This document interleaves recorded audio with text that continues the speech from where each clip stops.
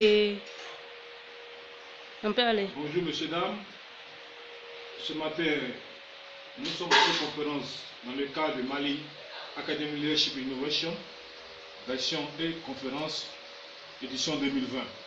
Je me nomme Tano Begré, bienvenue, ingénieur de techniques agricoles, directeur général de Goshen Impact International, président fondateur de l'ADACI, Association pour le développement de l'élevage et l'agriculture en Côte d'Ivoire, initiateur du réseau des entrepreneurs agricoles de l'Afrique de l'Ouest, le REAO.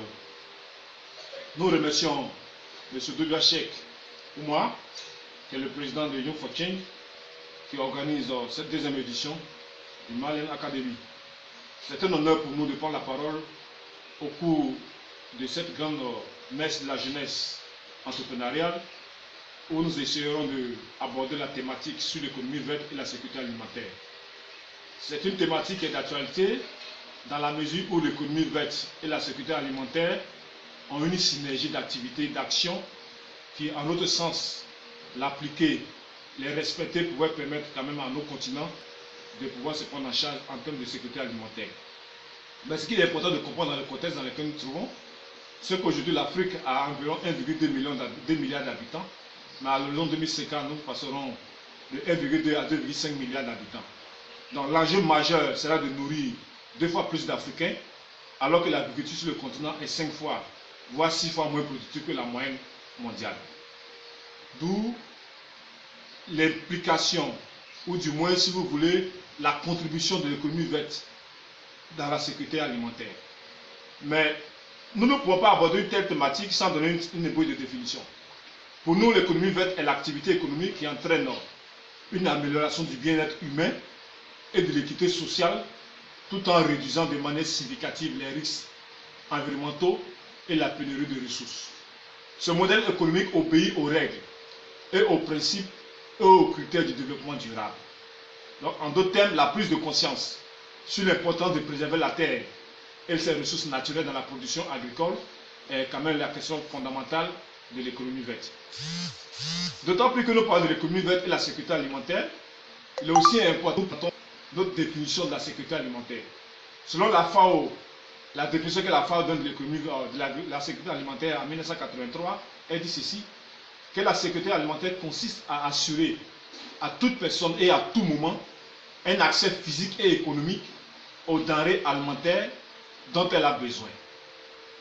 L'accès pour toutes et toutes en temps à une alimentation suffisante pour une vie active et en bonne santé. C'est la définition que la Banque mondiale, quant à elle, donne de la sécurité alimentaire selon la définition de Reutlinger en 1986. Et cette définition de la sécurité alimentaire va progresser lorsque nous nous retrouvons en 1987 avec Maxwell, qui dira que la sécurité alimentaire pour lui est un pays et un peuple sont en situation de sécurité alimentaire quand le système alimentaire fonctionne de telle sorte qu'il n'y a aucune contrainte ni de crainte de ne pas posséder une alimentation suffisante. Ça, c'est la définition que Maxwell donne en 1987. Mais le PAM, le Programme alimentaire mondial, quant à lui, dira en 1989 que la sécurité alimentaire correspond à la capacité pour toute personne de posséder à tout moment un accès physique et économique aux besoins alimentaires de base. Une stratégie nationale de sécurité alimentaire ne peut être envisagée sans assurer la sécurité alimentaire au niveau du foyer familial. Stats en 1990 dira c'est la capacité d'assurer que le système alimentaire fournit à toute population un approvisionnement alimentaire nutritionnellement adéquat sur le long terme. Et enfin, en 1999, Frank Becker nous dira que la sécurité alimentaire est assurée lorsque la viabilité du ménage, définie en tant qu'unité de production et de reproduction, n'est pas menacée par un défaut alimentaire. Lorsque nous regardons les différentes définitions mises en évidence, il y a 4 éléments qui interviennent, 4 évolutions. La première évolution, c'est une préoccupation de niveau macro vers une préoccupation de niveau micro. De l'évaluation des stocks nationaux de denrées alimentaires, le concept a évolué vers le niveau familial à partir de la perception des mécanismes d'accès aux ressources alimentaires mis en œuvre par les populations.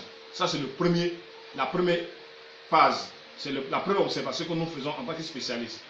La deuxième, c'est que c'est une préoccupation d'un niveau suffisant de l'offre vers une